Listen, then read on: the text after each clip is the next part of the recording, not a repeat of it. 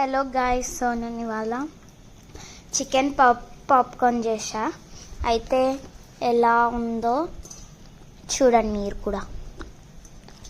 So నేను మిమ్మల్ని చాలా మిస్ అయ్యాను, ఎందుకంటే నాకు స్కూల్ స్టార్ట్ అయ్యాయి.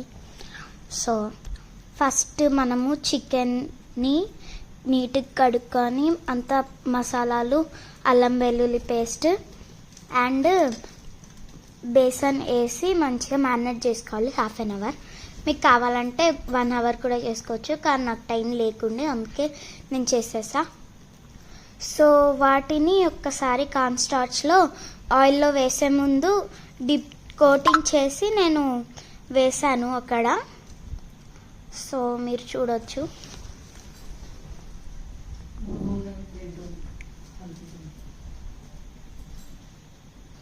గోల్డెన్ బ్రౌన్ వచ్చేంత వరకు ఫ్రై చేసుకుంటే మన చికెన్ పాప్కార్న్ రెడీ. నేను టేస్ట్ చేసి చెప్తా. చాలా క్రంచీగా ఉన్నాయి. బాయ్.